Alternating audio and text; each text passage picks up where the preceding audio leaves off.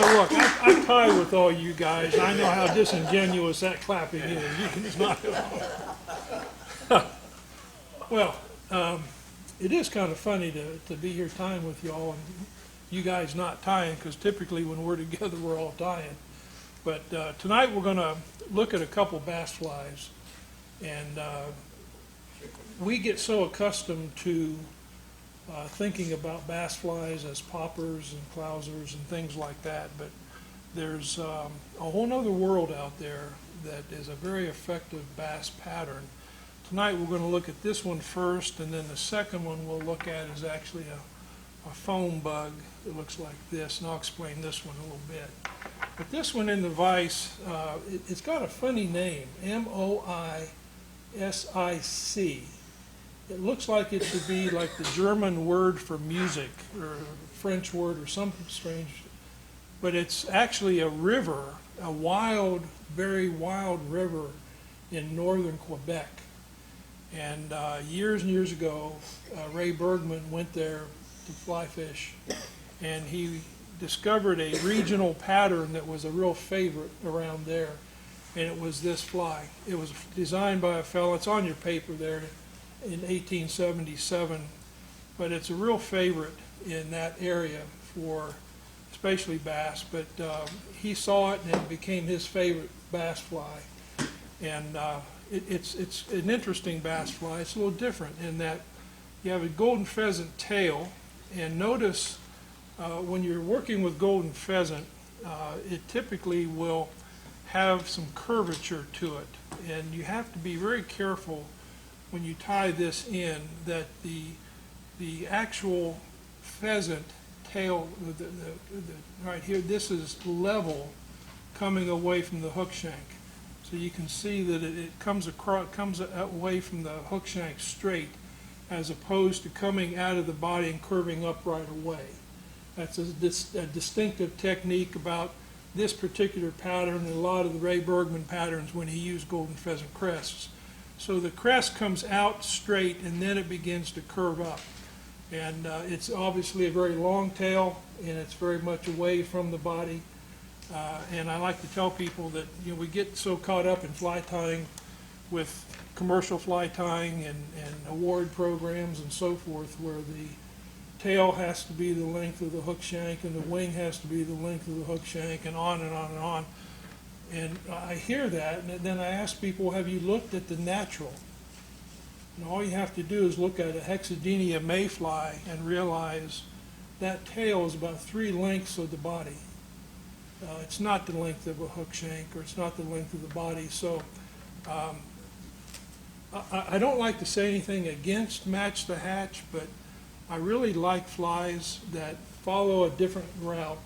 It's kind of match the hatch part 2.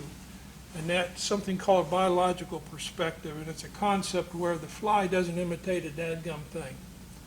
But the fly has a lot of movement and has a profile that attracts a predator.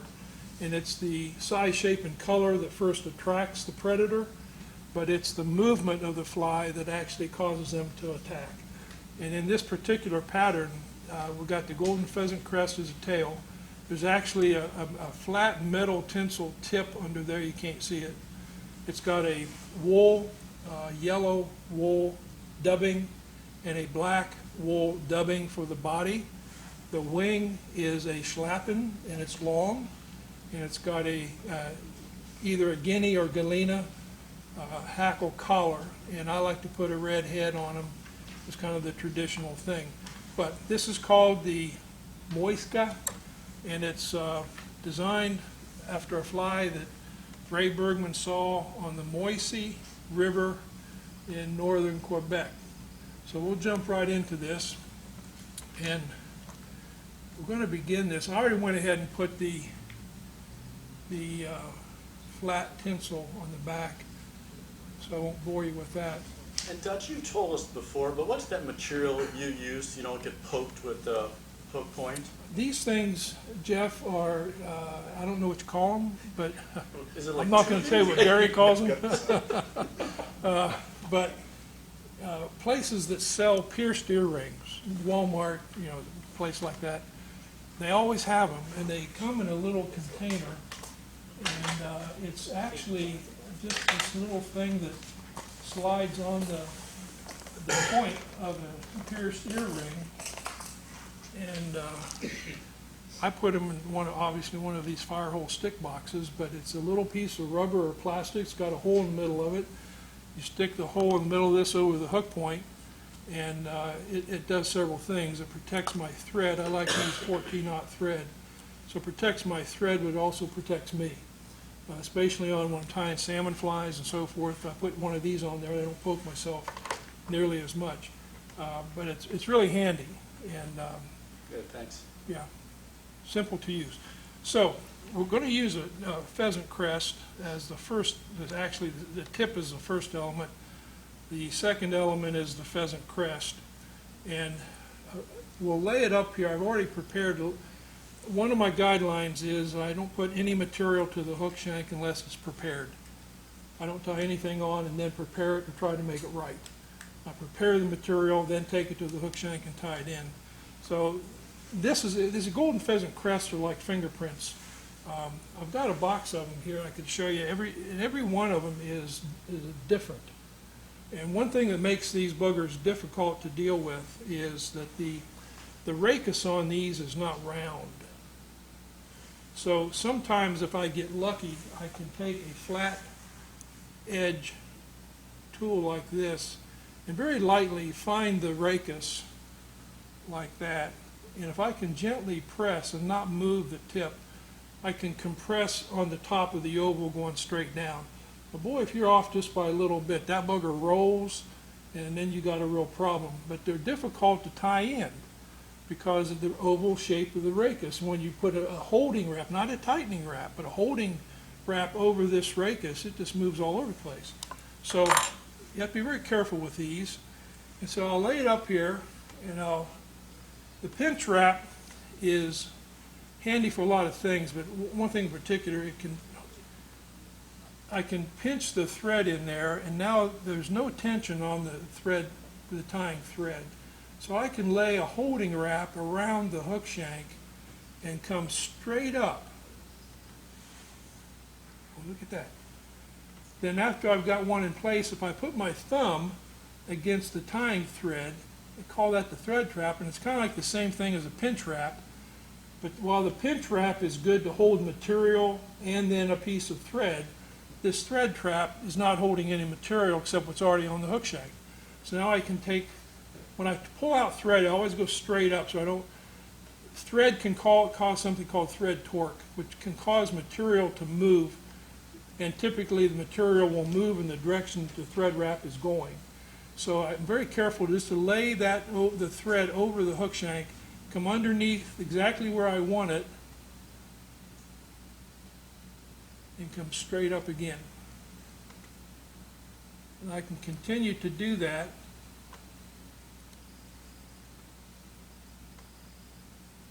as many times as I need to secure that golden pheasant by just placing a thumb, loose wrap, go around. Now if I start to get the loop on my thread going the wrong direction,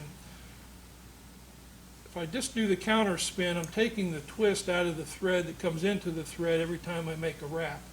And you can tell this by securing the thread and then take the tension off of it. So if I take the tension off of it, there's still twist in there because that thread is trying to move toward the eye. So if I just spin it some more, and some bobbin holders spin better than others, for sure. If I can get more of that twist out of there, now when I come up here and I take the tension off, I can get the thread loop to fall toward the back, which is what I'm looking for.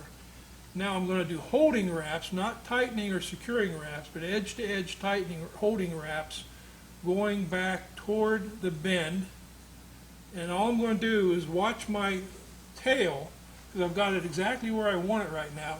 I'm going to watch my tail, making certain that any tension I'm putting on it is straight up. And that's because when this thread goes around, it's creating a loop on top of the material. And if I pull in any direction other than straight up, it's going to torque that material.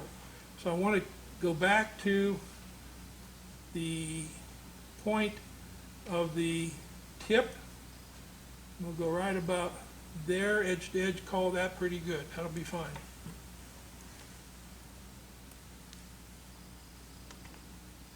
Okay, now I'm going to do a dubbing loop.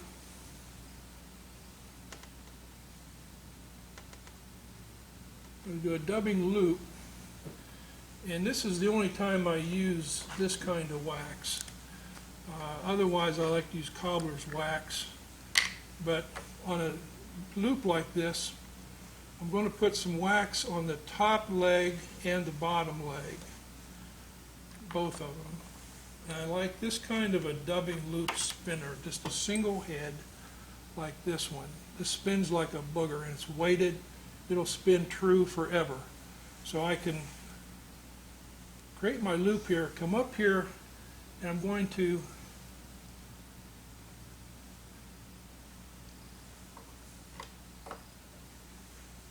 come up back to my tie-in point, secure the thread, and I'm going to go under and over twice. And what that's doing, if you can see up here, it's hard to see this, but right up here at the point,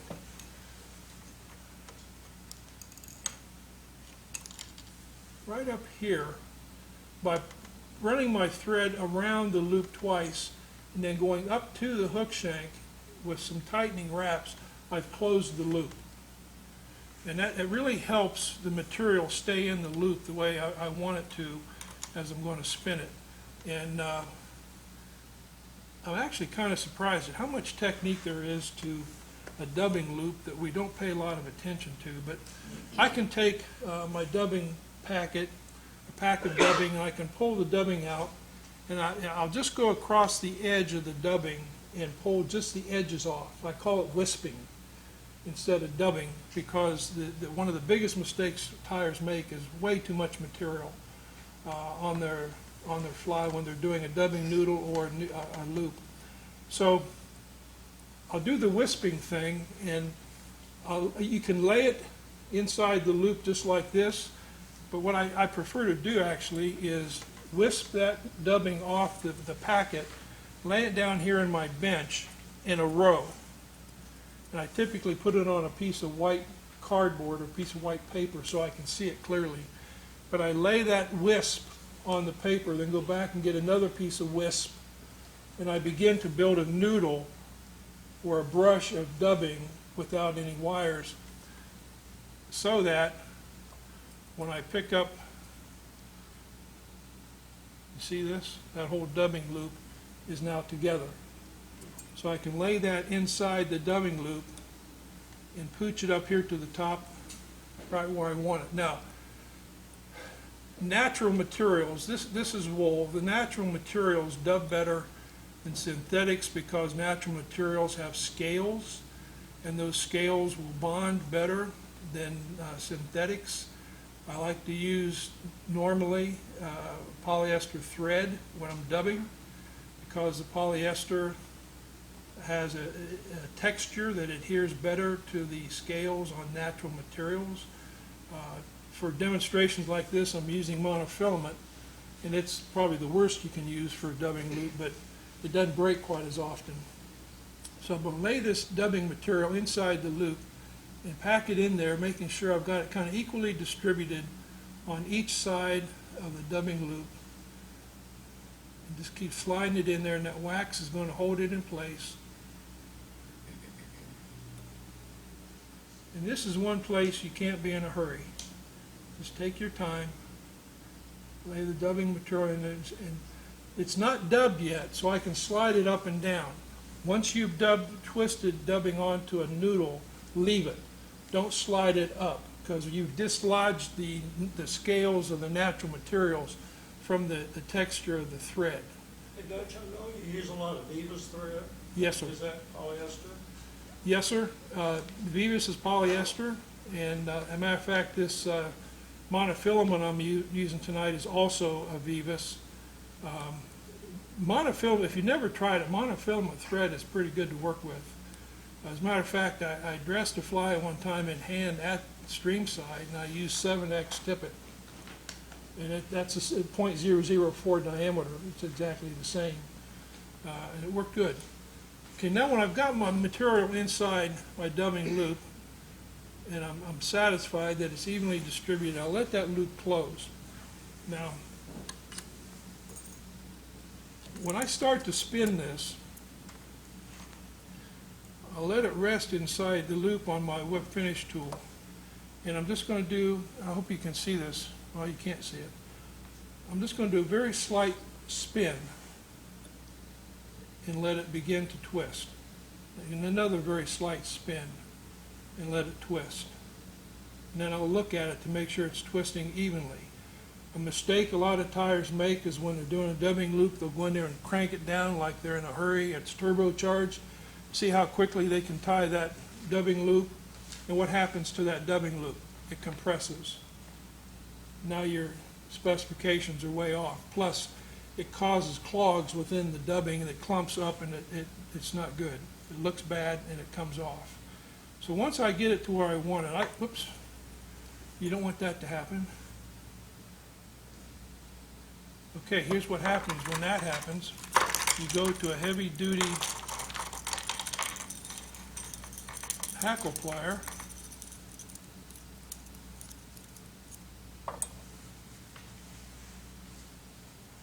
And I'll secure the bottom of my dubbing loop. Now I'll do it this way, the old-fashioned way. What happened? Did it break? I turned it the wrong direction and the hook came out of the dubbing loop. Okay. That's never happened to anybody, I know. Not since the last time. Yeah. So I'll just continue to spin it this way. And one thing I wanted to show you though is when I'm spinning a loop and I keep it in that cradle, if I keep it up here and I spin it really good, if I lower that down, it spins more in the top part. But I can control the spin in the bottom part of this and then lower it and raise it up and down and let the spin control the twisting of the material. And I can get an even, you know how you can tell when the dubbing loop has twisted too far? It breaks. So I'm looking for certain things in this dubbing loop. I want it to be evenly distributed, and it's going to be hard to see on that screen, but it's pretty even all the way down, so that this is a composite loop, obviously two different materials. You can actually do a composite loop with different materials, even have legs in here, and put it all in one dubbing loop and wrap it all in one time. I like to keep it very sparse so that when I begin to turn this or wrap it, I can taper a body if I want to, but if I have too much material, then I have a problem. Now you notice the top of this, I don't know if you can see it, yeah, you can see it. The top of this, right up here between the dubbing material and the hook shank, there's a bare space. I do that on dubbing loops and I do that on hackle. And the idea is to be able to get a couple wraps of tying thread around the hook shank and guide it exactly to where I want it. And in this case, I want to tie it in so I'm not going to interfere with that tail. I don't want that tail to move. And so I can begin to wrap it around here.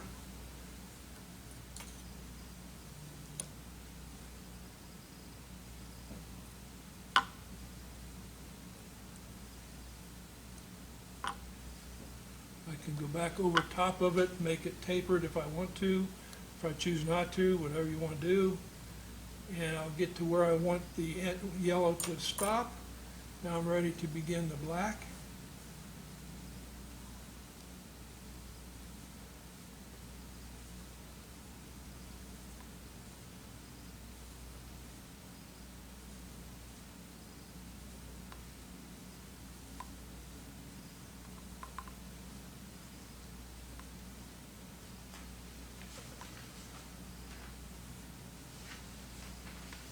I want that to taper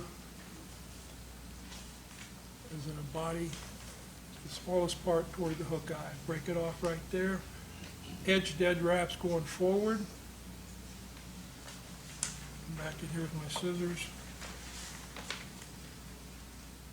Cut that off. Now with curved scissors, I like to go back in there now at this point, and with the curved portion of my scissors, I can come in here and I can shape that body just a little bit more.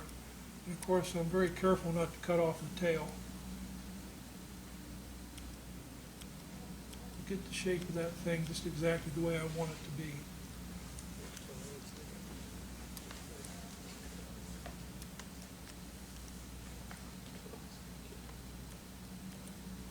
Okay, next thing, I'm going to tie the yellow hackle in, and I like to use a schlappen feather. The barbs are long and stiffer. The rachis is good and stout, and I like the shape of it as opposed to other types of feathers.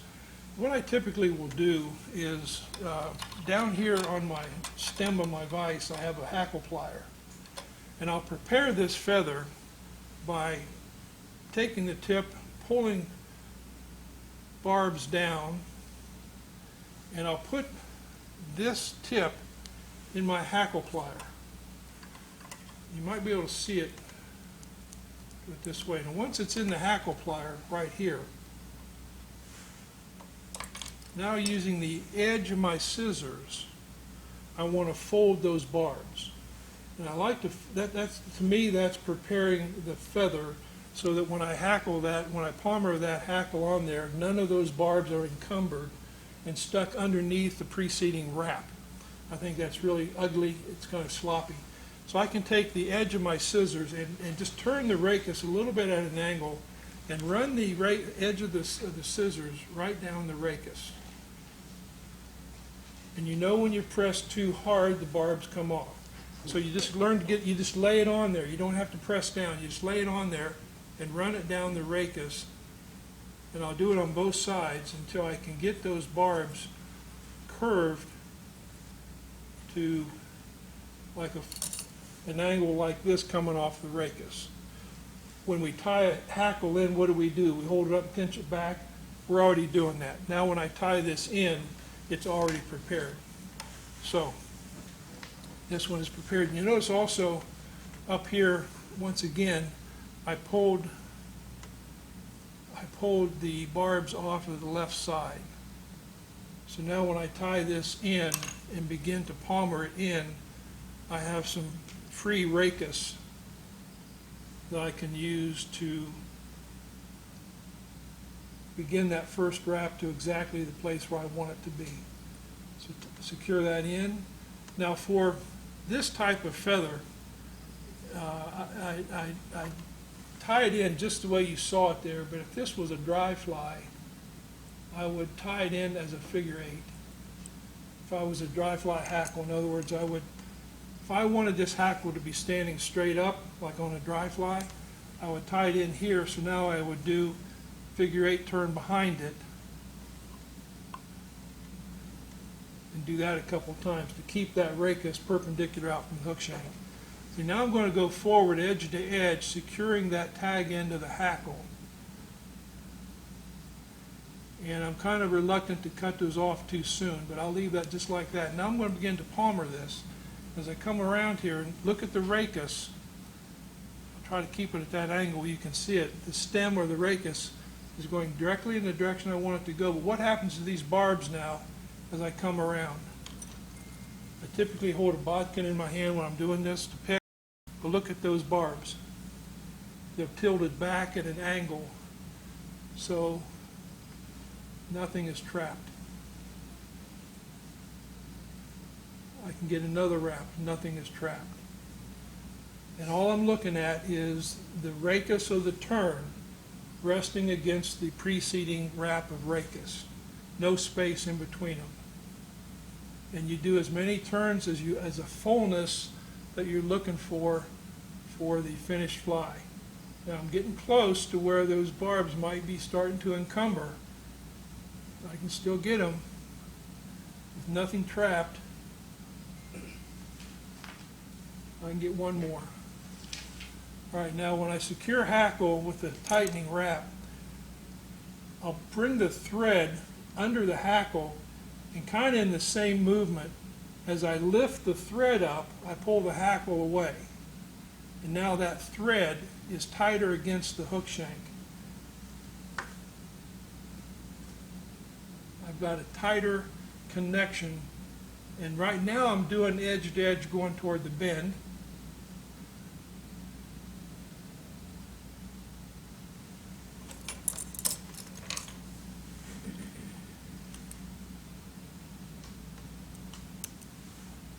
I typically save these, and I use those for a lot of flies. When I finish the fly, I run them through, when I'm doing UV, I run that through the eye to make sure there's no clogging in the eye.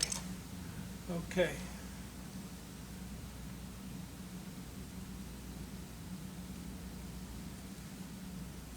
That guy's not going to play right, so he's gone. So we're going to finish the head off here. Now, normally at this point I would, well, I'll just show you.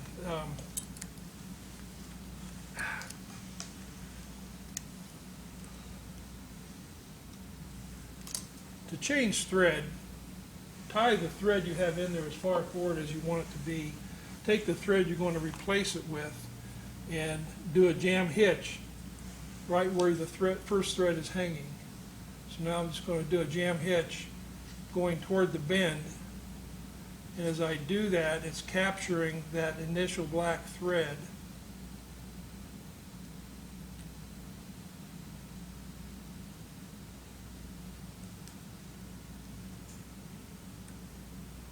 I'll leave it right there for the next hackle piece.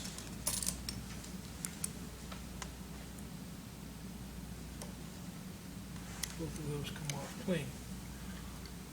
The last piece is the guinea or galena.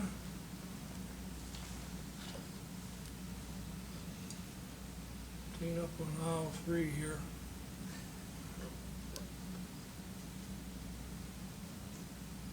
Now I'll do the same thing with this guinea or galena feather as far as preparing it the same way. I'll pinch the top of it, peel it back, and prepare it. This type of feather has a stronger round rachis, and the barbs on this one, they're not fibers, they're barbs. The barbs on this feather are stout, and so they're tougher to fold with a hackle plier. So I do this type of feather with my fingers, and to do that you hold the point up here, and typically what I'll do is put a hackle plier on the butt end of the rachis, just for simply something to hang on to. I'll take the tip, and with my index finger and my thumb I'll rest it on each side of the rachis with the tip pointing up like this, and all I have to do is slide or pull this tip up, and at the same time I'm pinching those barbs down. And this folds this type of feather better than using scissors. Okay, not to take more time, and I'm going to take, once again, I've got a clear space. So I'm going to come up here, tie this in, edge to edge going forward. And I'll get rid of this right away once I'm in the head area. Once again, I come around here,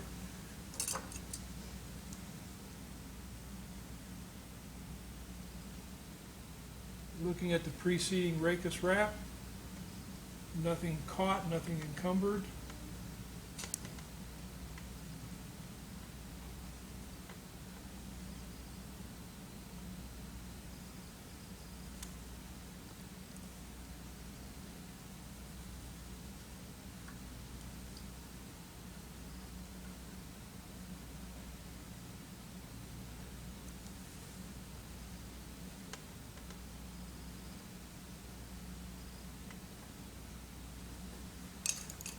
Trap it again, like we did before.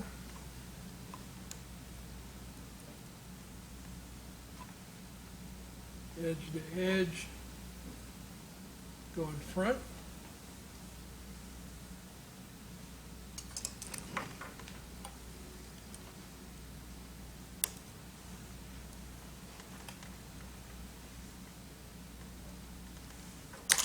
clean up the head.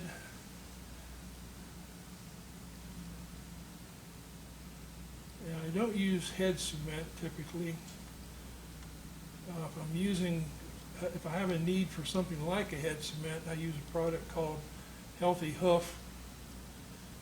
Cody will know about this. We would put this stuff, we'd paint it, we'd get gallon containers of it, we'd paint it on the hoof walls of ranch horses.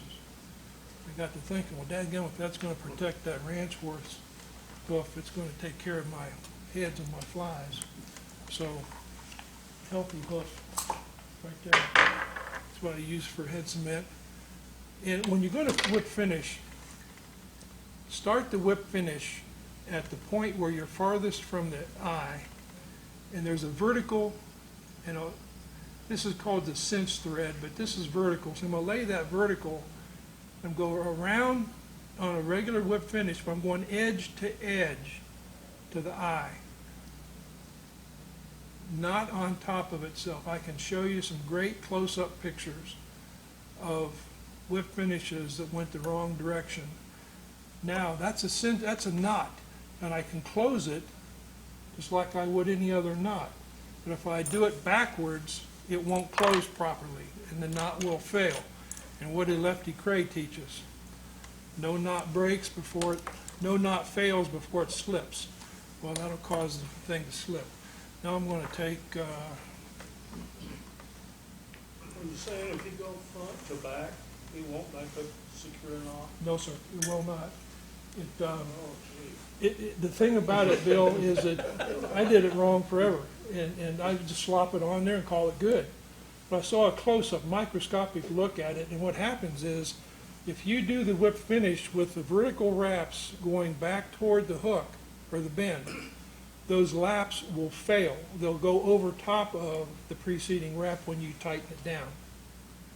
You don't want to slide. Yes, sir. forward. Those coils will slide, just like a knot that's tied improperly, a terminal knot.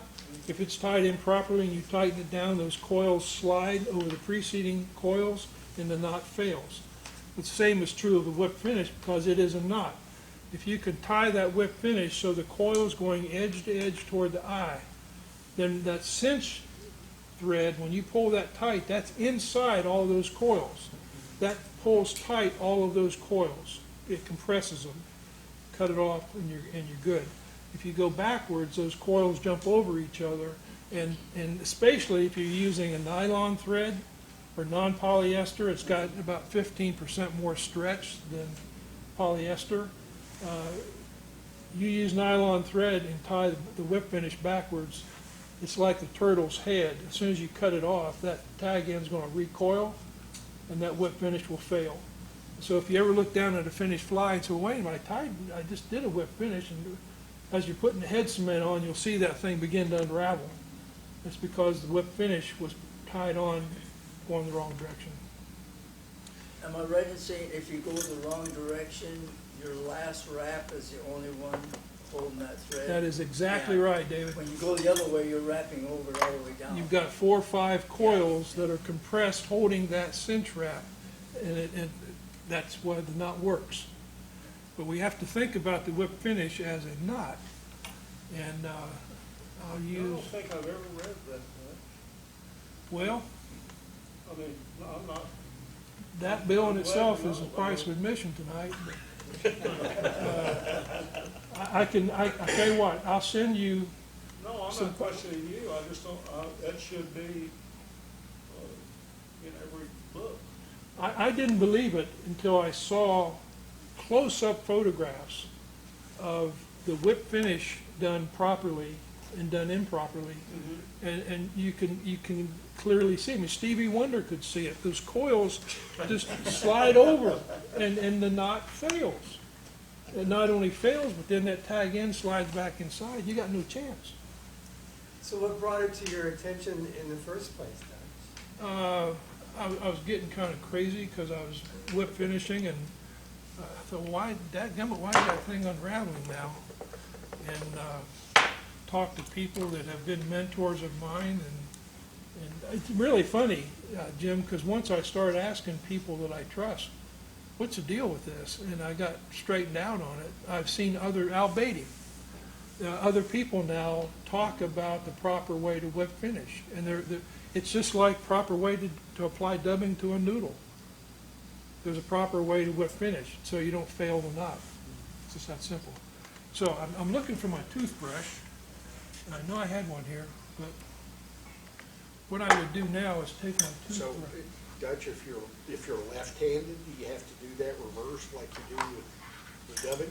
What do you think?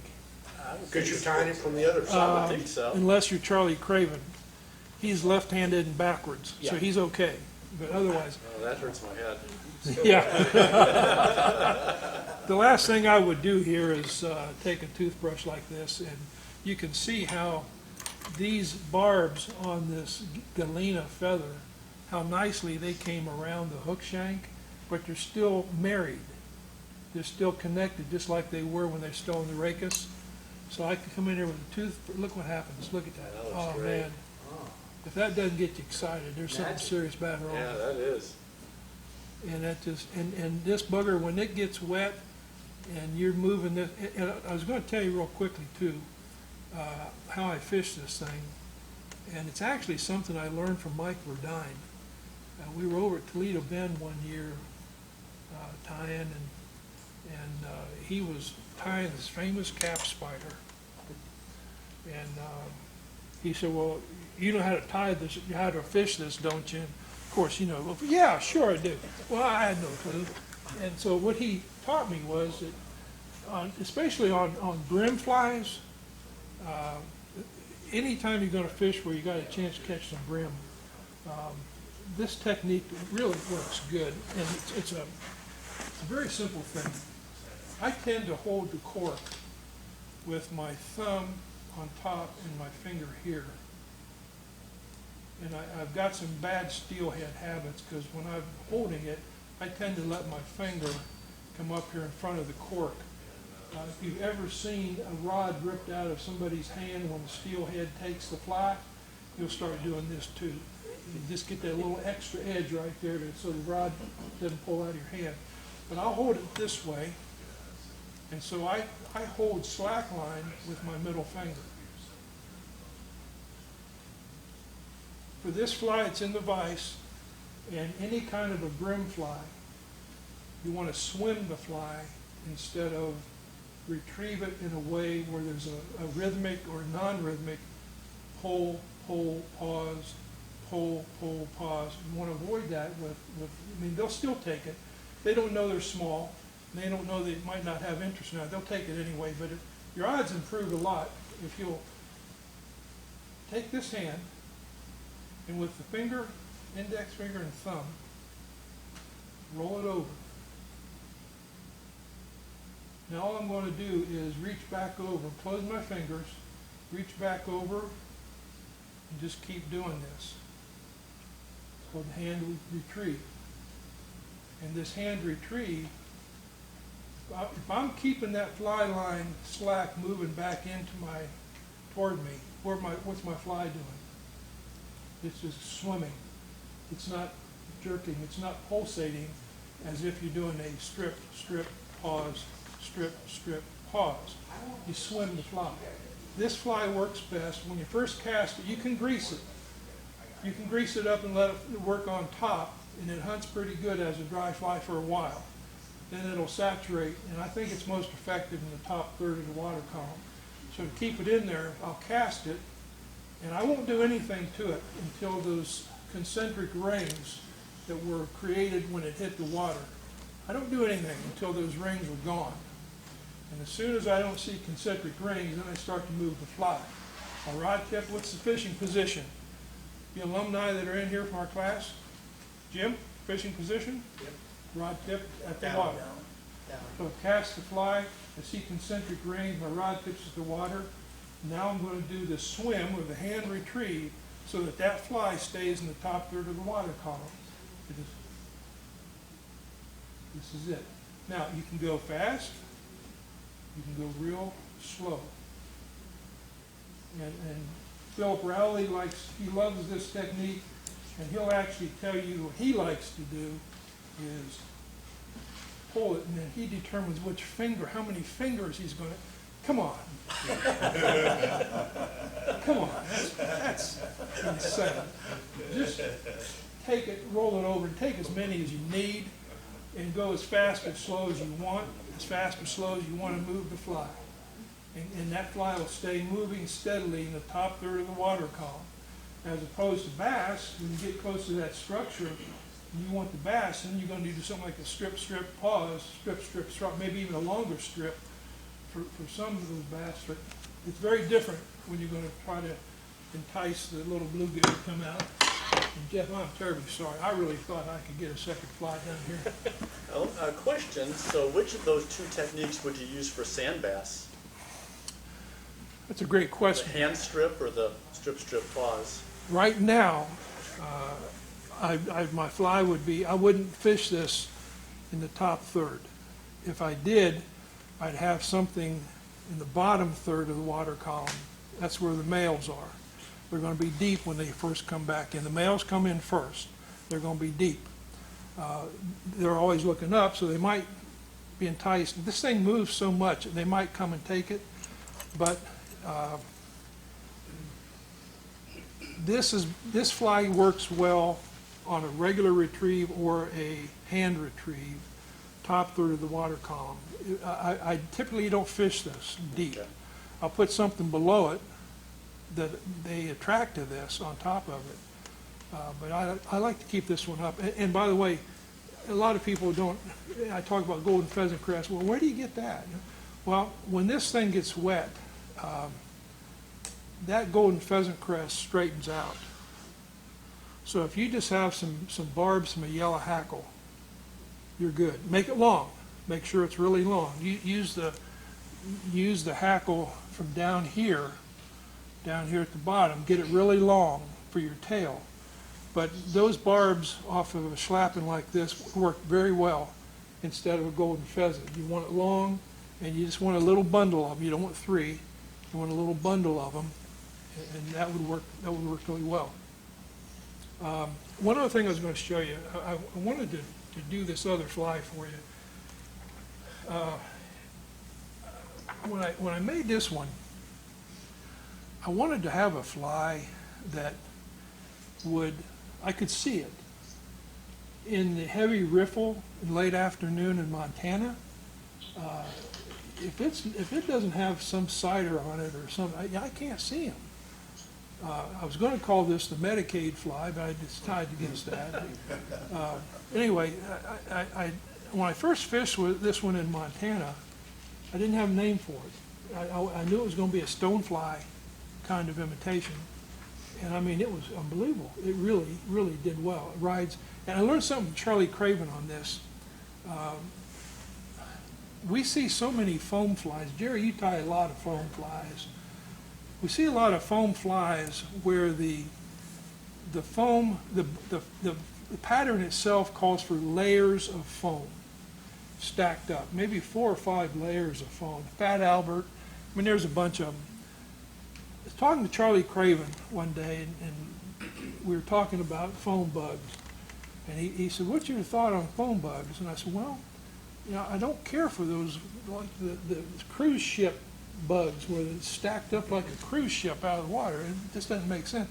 And they got to have outriggers because they're going to be top heavy otherwise." And he said, "I tell you what I do. When Charlie ties a foam bug, typically the width of the foam is equal to the width of the gate. That's kind of the standard rule among fly tiers. The width on Charlie's foam bugs is 1.5 times the width of the gate. And the reason he actually talks about displacement as opposed, he maintains that if you have a bug with 4 layers of foam, 3 of those layers aren't helping you. So why not use the layer that's helping you and work better for you? And he called it displacement, where the wider foam displaces more water and it rides higher in the water. So as I was experimenting with this thing, I said, well, I'm going to try that. So this is wider. It's only a 1 layer across. And I can see this beautifully in riffles, late afternoon in the glare. I mean, it really, really worked well. So I was proud of this when I got home. I thought, well, I'm going to sit down and looking at it and now what do I want to call this thing? I said, well, it's not done yet. I need to get after some bass. Wouldn't it be something to bass like this thing? Well, we get programmed to thinking that in February, March, you don't throw foam bugs. I'm here to tell you that's nonsense. I went out and threw this after some bass, and they slammed it. So I was going to call it a stone something. Now I call it the stone hopper because it's good on stone flies. It's a stone fly imitation for trout across the Rockies, but it's really a good fly, topwater fly for bass. So that's where the hopper part of it comes in. Now legs, I like to use a product called Perfect Rubber Legs.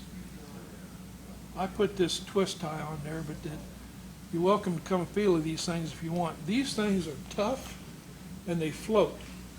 Now what happens to a tire when you're tying in rubber legs? What's the first thing you do after you tie them in? Start yanking on them, right? Getting them in place just right, moving them around. What happens? They break. These things are tough. The brand name is Perfect, P-E-R-F-E-C-T, Perfect Rubber Legs. Black, brown, olive, different sizes. But I can tie these in and move them all, stretch them, move them all over the place. They are unbelievably strong and they float. They're excellent outriggers. So I got to thinking about this.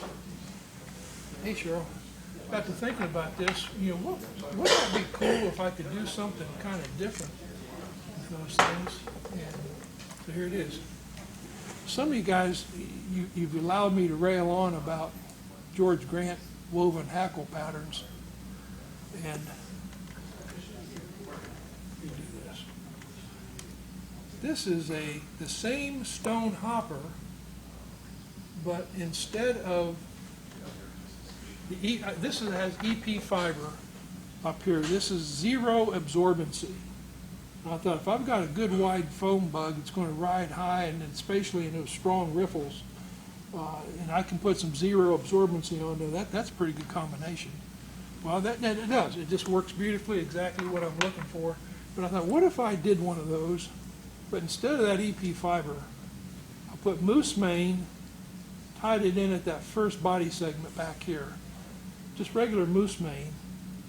But what if I did some woven hair hackles out of moose mane, which I typically do for a George Grant fly, but I put a woven hair hackle on this pattern. Unbelievable. And here's the beauty of it. This one other nice thing about this Galena feather, when that thing gets wet, it does not compress around the body like a lot of wet fly patterns will do. The Schlappen will try to, but the Galena on here is strong. It's pretty stout, and when it gets wet, it doesn't compress around the body like most wet fly patterns will do. Another reason I like that. So one of the characteristics of this woven hair hackle is when you throw this in the water, that hackle stays just exactly the way you see it on the screen. It stays away from the body. The guy that invented this was a guy named Franz Potts, and he was actually an immigrant from Germany, and he was actually a wig maker in Germany, and he moved to Missoula, Montana. Now, how do you get from Germany to Missoula, Montana? Okay? Well, he went to Missoula, Montana, and he got a job as a barber. And he's cutting hair, and he got introduced to fly tying or fly fishing. He looked at some of those patterns and says, you know what, I could weave some hair for that hackle, just like I do when I'm making a wig, and it'd be much stronger than even that hackle feather, because that thing's going to compress, and it's going to. So he did, and he created a fly called the Sandy Mite, and it was about 1900, and it was the most sold fly in Montana for 50 years. Now, you know you got to be dadgum strong. That's strong as new rope right there. To have a pattern that is the most sold pattern, the most bought pattern for 50 years on those rivers, the Sandy Mite. Very simple pattern. He had a Franz pot woven weave body, but he had woven. Excuse me, I can overrule you. Okay, Sorry. thanks, Bill. Go ahead. He put the woven hair hackle on for the collar. It stayed out, it did this, it didn't compress. And I mean, I still fish the Sandy Mite when I go to Montana. Great fly. I'm going way over. Any questions, comments, anything? Thank you, Dutch. Good job.